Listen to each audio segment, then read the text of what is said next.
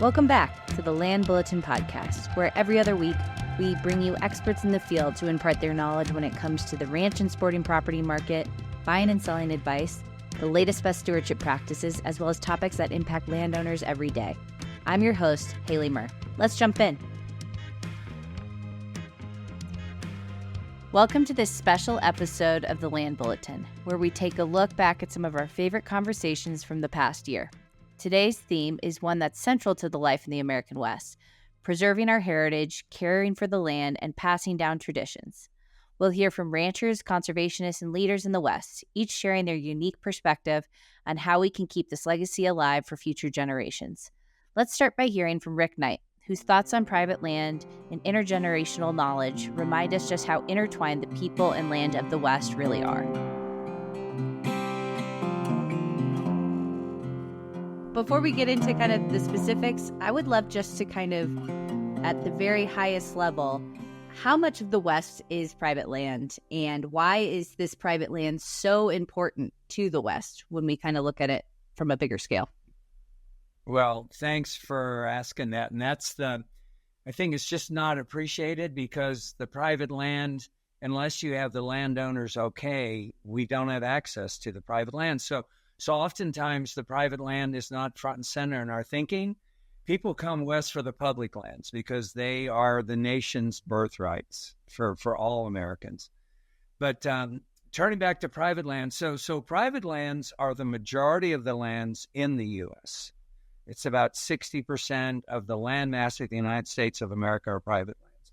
Very similar to the percent private lands in the state of Colorado. It's about 60%.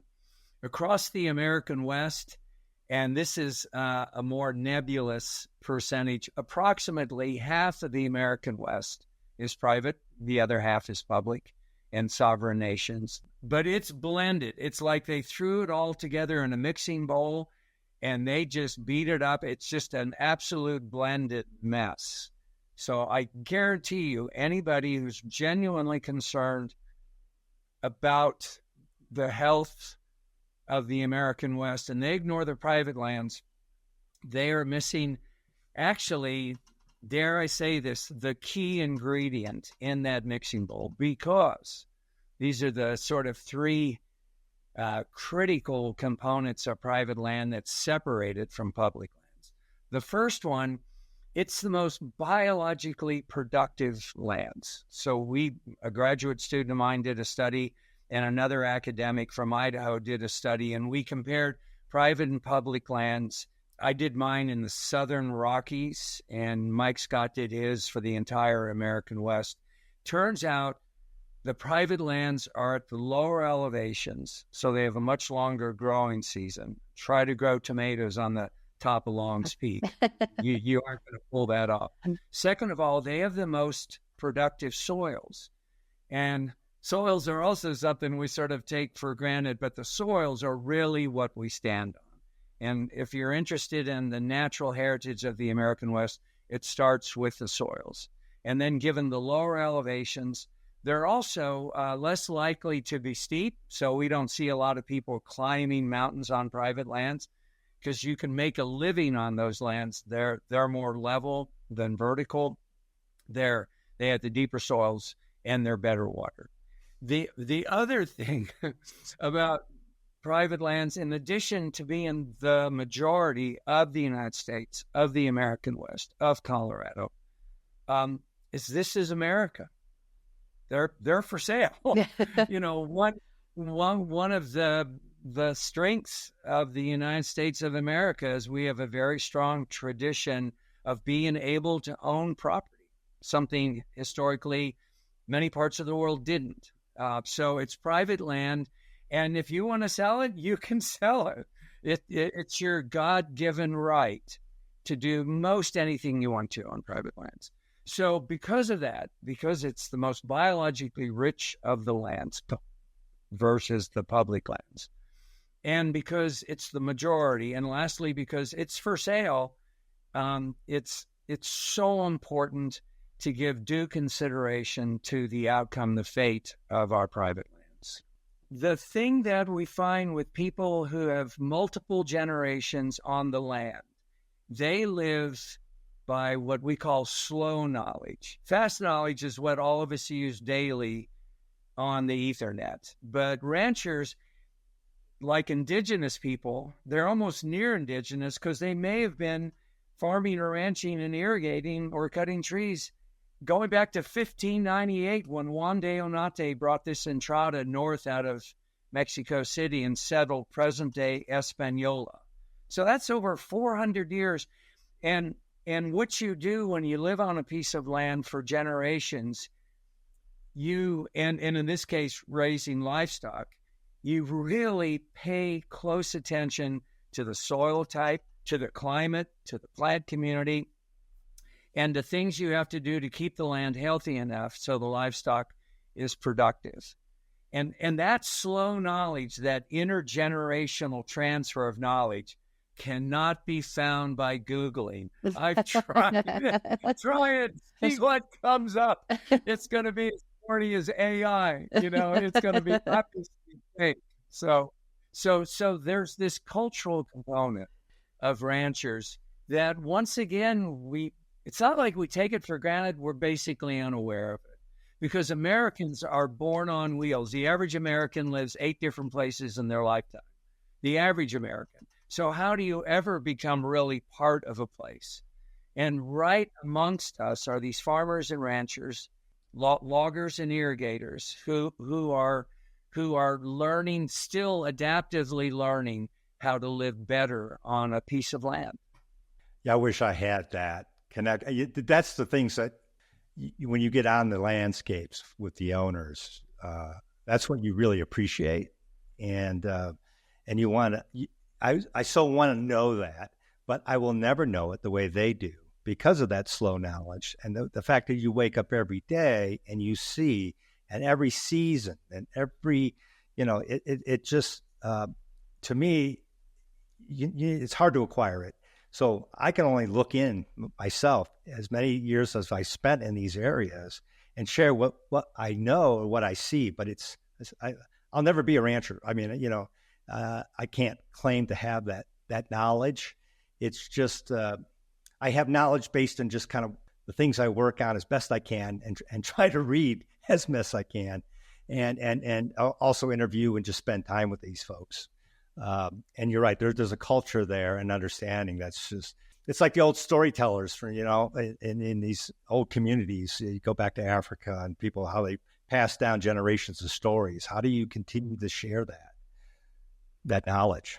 We try with things like the Land Bulletin, like Ken said, we have an appreciation for what these ranchers do and the cultural impact, the ecological impact, and now, talking to you, the economic impact that a lot of people probably don't realize.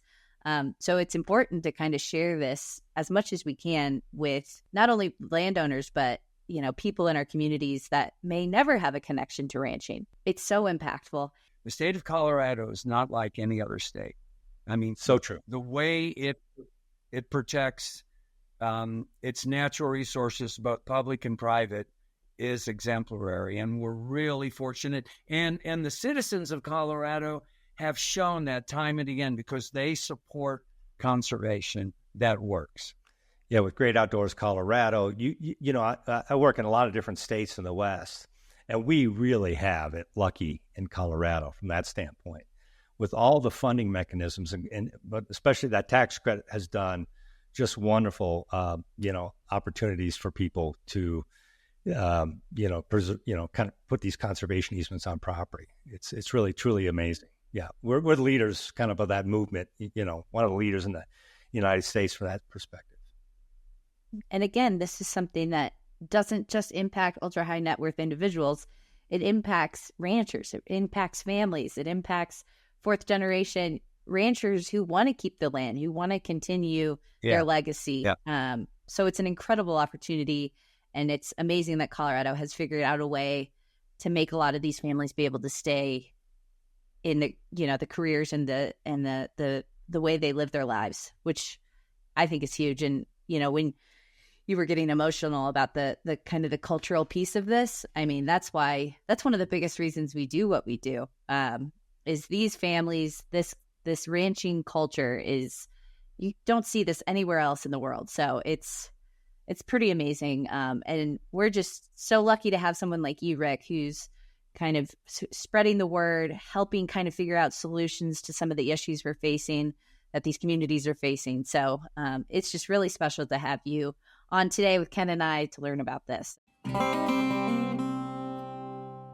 Rick's insights on the slow knowledge of ranchers and the vital role of private lands set the stage for understanding the deep connection between people and the land in the West. This connection is something that every rancher and landowner feels, and few know this better than Faith Hamlin of the Little Jenny Ranch. In our next segment, Faith shares how she blends tradition with modern business practices, all while keeping the heart of ranching alive in her community.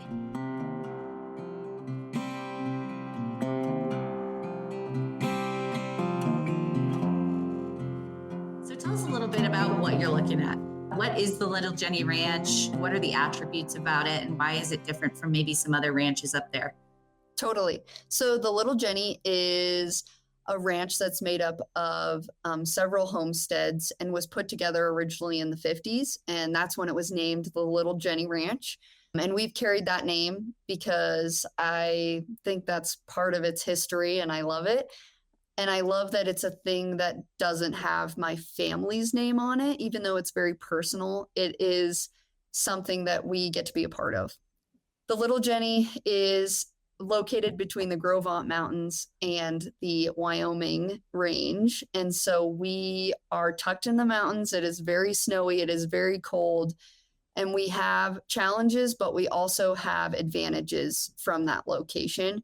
Some of those advantages are being close to Jackson Hole, which is where we started developing our outfitting operation here. So we run a cattle ranch and an outfitting operation here.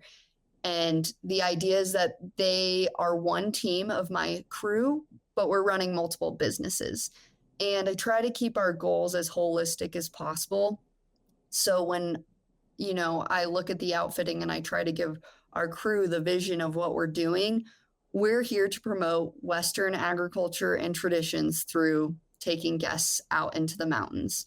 So everything that we do, I'm hoping is going back to promote what we're doing as cattle ranchers and livestock producers. We love Wyoming. These are real Wyoming people and they work hard, and it's a very small community, but it is a very tight-knit community. I think we've been really grateful to be welcomed into it in a lot of ways. We're new ranch owners. We know we're the new kids on the block. And, it goes back to if you don't think you deserve it, earn it. Earn your place in your community, dig in, be good to your community, and not just, with your time and your care, your heart, And I think I've tried to do that with my community, and I have, I've felt like people have been so welcoming and wonderful here. And I feel really lucky to be here in Wyoming because it is beef country. I think we talk at our cattlemen's, the Green River Valley Cattlemen's Association. I think the number is we raise beef for over 500,000 people annually. Wow. Could be That's wrong, amazing. But we'll fact check it after this. Yeah. But we raise beef for over several 100,000 people annually, just in our little county, which is incredibly, I think, impressive to come out of such a small community. But ranching is such a rich tradition. It is part of what we do. And it is, in the grand scheme of it, we are really lucky. I feel very lucky to have a community of people right out my back door that I can lean on. And just through things like cowbells and the Cattlemen's Association and getting involved with, your FFA and 4-H and supporting them, I just feel super lucky to be part of this community and what they're trying to do. And everyone's doing a little bit different things. Every ranch, even my neighboring ranch that runs in nearly the same place, we manage very differently. People would not be anywhere without their neighbors, in my opinion. I think of just Sublette County. I have neighbors, whether they're 5 miles away or, 65 miles away, and I still call them my neighbors, but they're the first people who are there for you. They are the people you lean on. They're, my advisors, my mentors. And I think to make it in this industry, you have to be a good neighbor. And I think that's very much in line with Code of the West sort of things. But my neighbors are everything here. So I try to encourage my whole crew to be a good neighbor. We could be in the middle of something really busy, but if our neighbor calls us and says, I need help, we're going to be there. What do you foresee kind of the future holding for your ranch up there? You have to take advantage of the opportunities that come your way. And one of them has been spent brewers grains. Oh, okay. That's been kind of one of my, I guess it's not exactly to be a great steward of the land, but it's to be, creative with your resources, which I think resources and stewardship is kind of what we're talking about. But, I don't need to buy more hay or alfalfa or an extra supplement from my feed store. I can work with some opportunities, and I don't have corn stalks or sugar beets or things that other producers may be utilizing. I've got craft breweries next to Jackson Pool, and they have this essentially trash to them that helps me build body condition in my cows. So wow, got to be that's creative. awesome. Yeah. Well, I think what you've spoken on really well, Faith, is just how, at the Little Jenny and kind of what you're trying to do, you definitely incorporate some of these older ranch management techniques, but you're not, too proud to take on new things and new technologies and new information that's out there. And I think that's what's so cool about this next generation of ranchers is that openness to the past, but also to things that might enhance kind of not only your operation, but the landscape that you work on every day. When I think about our goals, I always go back to this concept that we are doing this for the land, our animals, and our family. And I think that encompasses a lot of the heart of ranching. I love that ranching is never just about today, tomorrow, or next week, or this season. It's about the seasons to come and the generations to come. And so for me, the basis of my goals are generational, which can be very daunting at times. Yes. It's a heavy burden to have. Definitely. But at the same time, it is a privilege, and what an amazing perspective to have such kind of long-term goals, I guess.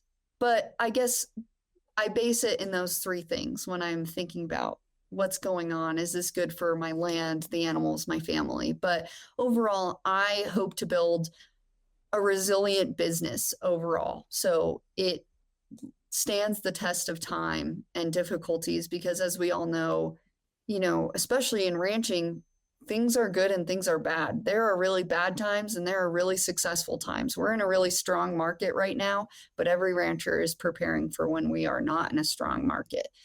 So I'm hoping to build a resilient business that's, based in the Little Jenny Ranch. So that be direct consumer beef, our livestock operation, our outfitting operation.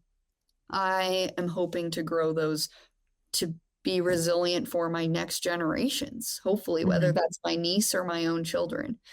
I would say on top of that, we talked about this earlier, but promoting agriculture is really critical to that, because you won't have that longevity if the consumer and people around us don't believe in beef and how we're raising animals. We need to be telling the story of what we're doing. And personally, for me, I think that looks like not stepping on the necks of any other producers in order to promote your own ranch, which is why I have this tagline for the ranch, Eat Wyoming Beef, because that's something that everybody can jump on board with. It's not just buy beef from the Little Jenny Ranch, but go buy beef in your own state. Go buy beef from your neighbor, learn their stories, get excited about them, get excited about our story, and, get in there. Faith's passion for Wyoming beef and her efforts to run a holistic, multifaceted ranch show just how vital it is for younger generations to keep telling the story of the West. But land stewardship doesn't stop at individual ranches. Whole ecosystems rely on the thoughtful management of open spaces. Joshua Coursey from the Mule Fanatic Foundation gives us a great example of this as he explains the crucial role private landowners play in wildlife conservation, especially when it comes to Wyoming's mule deer.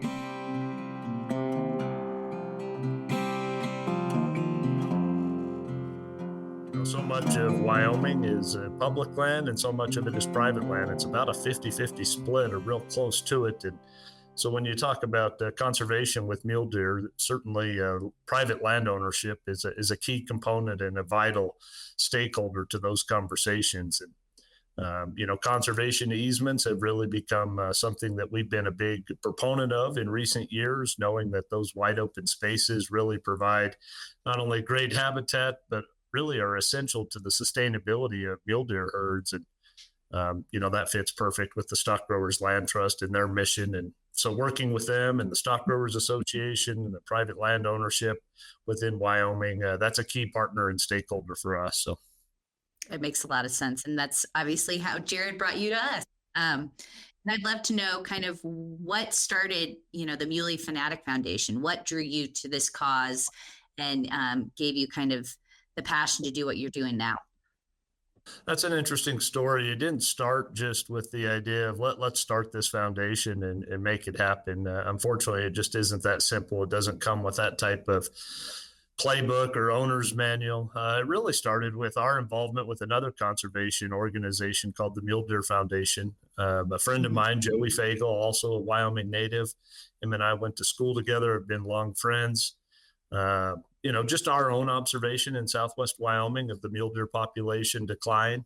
We just thought we got to try to do something. We have been firsthand witnesses to this and seeing it at a firsthand level that there is a need for conservation for mule deer. And I think it probably, I would say it probably is something that just comes at a time in life when you have your own children and you relish in your own memories and your own passions, but you also turn a corner or turn the page to a level of responsibility that for so long as a young person, you maybe were just consumed by the take of the resource.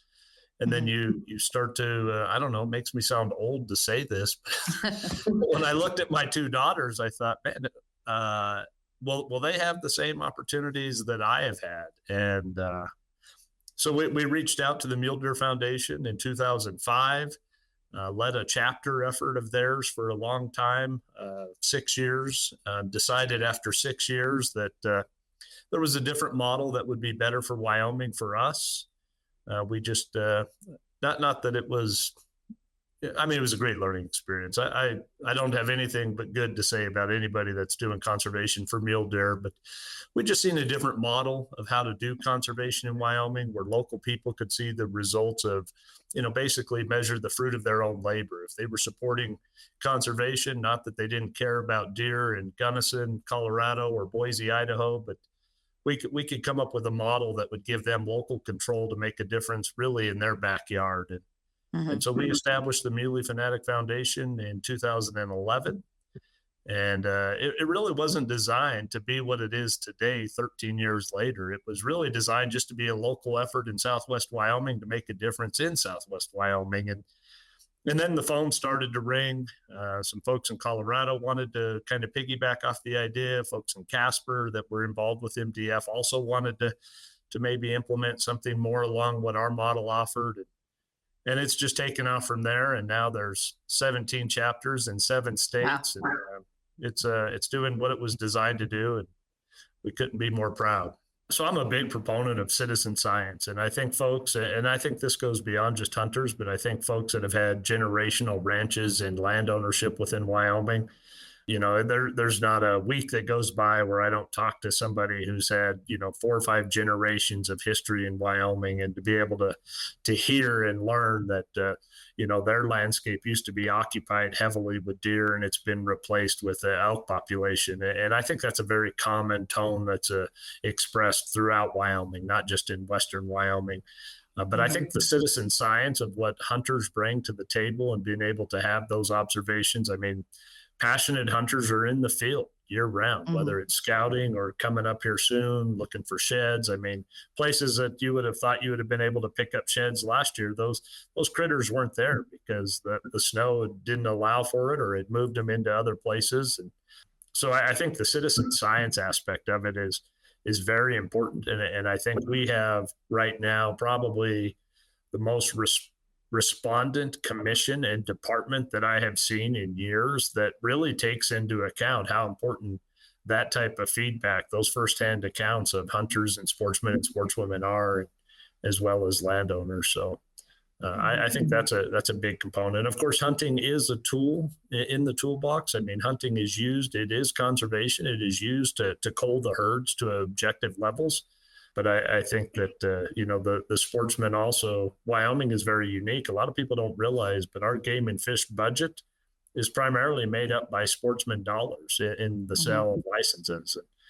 Our game and fish does not receive any funding from our general legislative body. And, there's some Pittman-Robertson dollars that are there as well. But sportsmen are a key component to the management of our wildlife resources. Absolutely. And I think people, when they hear hunting and conservation, they don't understand how intrinsically they are connected.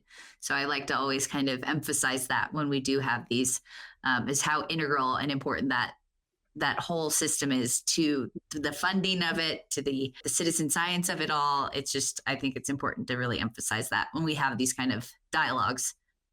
Yeah, I'm glad you did, Haley.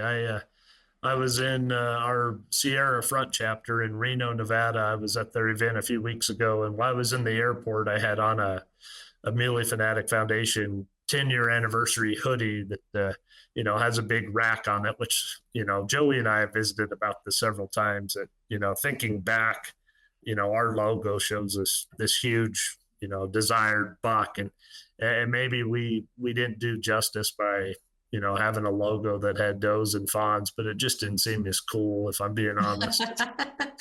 But I had this lady in the airport say, so let me understand conservation. You're wanting to do your part to help grow big deer so you can kill them. And I had to just kind of think that, that maybe is a mindset that is out there more than what I realized, because, we birds of a feather flock together. You tend to, associate, in your social circle involves people that hunt or, enjoy the recreational sport of hunting or, just the aspect of the health benefits to eating wild game. But, the one thing it does bring to light for me is that there is a stewardship responsibility for conservation, and that it's an important heritage that, as hunters, we have to do a really good job to promote the need for hunting, the heritage of hunting, and how important conservation is actually directly tied to that. Because nobody cares more about the resource than those that want to hunt. I mean, that's an absolute fact in my mind. Why is this species in particular so important to the West, and especially kind of the area that you're speaking of, Southwest Wyoming? Quite simply, mule deer are just really freaking cool, to be honest with you. They are, if you are a hunter, and certainly conservation is not just all about hunting. Hunting is just one of the tools in the conservation toolbox. But if you like big game critters, the gray ghost, or the icon of the American West, the mule deer, it's there's nothing. Elk are great. I love elk. I love to eat elk. But I love to chase mule deer. If you want to match your wits against nature's best when it comes to big game ungulates, mule deer is where it's at. And I just always had a deep passion for mule deer. Joey shared that same passion as well. And we just thought, man, we got to do something. Mule deer hold such a strong fidelity to their migration, where elk will just roam and continue to look for a new place. Mule deer hold such strong fidelity that these are landscapes that they know and only know. They're not the wanderers or the nomads of the landscape to go seek out new areas. And they remain very faithful and true to what they know. And when you lose that, then it puts them in a compromised position. How can the listeners and the public of kind of Wyoming, Colorado, wherever people care about mule deer, how can they get involved in what you're doing and some of the education that you provide to kind of anyone, not just big landowners? So, I mean, I guess twofold on that, Haley. I think there's opportunities where folks can be involved with what we're doing organizationally, but I think the bigger thing of involvement is get outside, go hunting. Just because you have a hunting license doesn't mean you have to harvest something, but take someone else hunting, take a youth hunting, get outside, enjoy what God has given us with our natural and wildlife resources. And I think just those levels of enjoyment will spur one's churning inside that will create a fire for them to realize how special that is, to be able to unplug and to get to places where Verizon has yet to invade, and recognize that those special places come with a great responsibility as well to be able to protect and enhance that. And I think that once someone has those experiences, then they tend to gravitate towards organizations that are doing good things to protect and ensure that those continue to exist for years to come. As Joshua reminds us, taking care of the land and wildlife is a responsibility we all share, whether through the ranching or conservation. But it's also about celebrating this way of life and sharing it with others. That's something the National Western Stock Show has done for more than a century. Paul Andrews talks about how the stock show brings together the people from across the country, showcasing the best of Western culture, while educating the next generation. Let's listen to what Paul has to say about the future of this iconic event.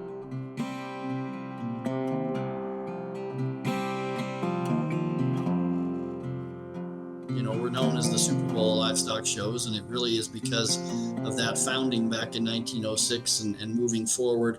And, the fact that a carload and pin show started here way in the early days, because as the train moved along the track, the carload show started because a carload could come out of there and be shown in a pin. And that carload was 10 to 12 animals. And so the carload show began at the stock show because of that. Same with the pins. Pins are 3 to 5 animals, and we still do all those shows today. So we evolved over time into rodeo in 1931, became a really big deal. The horse shows were going on almost since day one, but rodeo became a big deal. And then along the way, once the rodeo started, we started things like Catch a Calf program, where youth are catching an animal at our rodeo, and then they're raising them all year that year and feeding them out and bringing them to compete at the next year's stock show. Just an incredible educational program. And then all of a sudden a trade show started up, and all the vendors started coming here to sell everything from boots and hats and saddles and all that. We got 800 trade show booth spaces now. It's just unbelievable to think about the amount of shopping you can do here at the same time.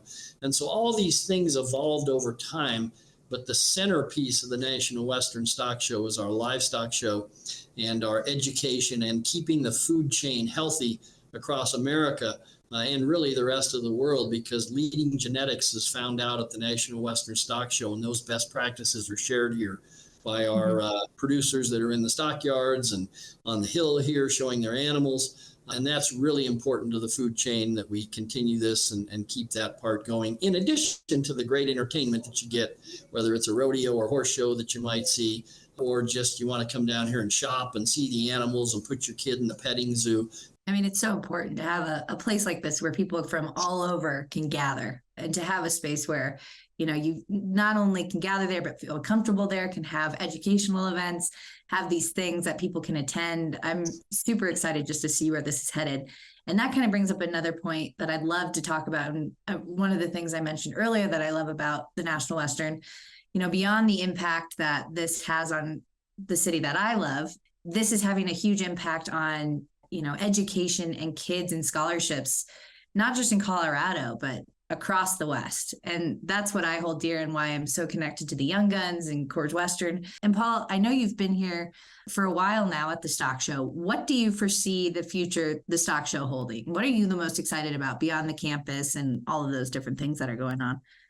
Well, I think the stock show really is going to evolve into this behemoth event that the whole world will converge on here ultimately, in a place known as the National Western Center that celebrates agriculture and preserves our Western heritage year round, not just during the National Western Stock Show.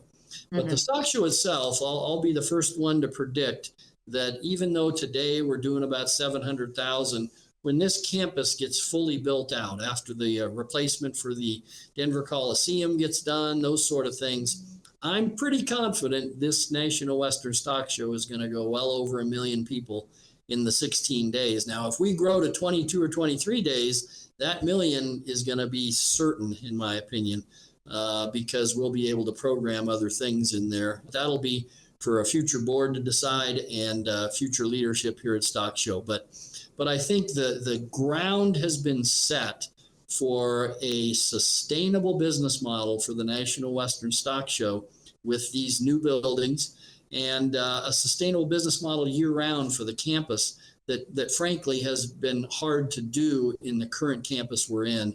So I'm very, very excited about really changing the dynamics of both the National Western Stock Show with our partners, Colorado State University, the City of Denver, and the National Western Center Authority. This whole campus is going to change over the next decade into something I think we can all really be proud of, showing both the history of Stock Show, celebrating the National Western Stock Show every January, and then being a place you can come to. Paul has been the president and CEO of the National Western Stock Show since 2010 and is retiring this year. On behalf of everyone at Murr Ranch Group, we'd like to thank Paul for his contribution and congratulate him on a retirement well earned. From preserving the land to celebrating our heritage, today's guests show us how the legacy of the West is being carried forward. Whether it's through ranching, conservation, or major events like the National Western Stock Show, it's clear that the Western way of life remains strong. As we look ahead to the future, let's remember the importance of these values and the role each of us can play in sustaining them. Thanks for joining us on this special episode of the Land Bulletin podcast. To listen to the full interviews highlighted in this episode, check out the show notes for the links to these 4 episodes. Until next time. Thanks for joining us today. To learn more about the ranch real estate market or our ranch marketing process, make sure to subscribe to our newsletter on our website at murranchgroup.com or give us a call at 303-623-4545. See you next time.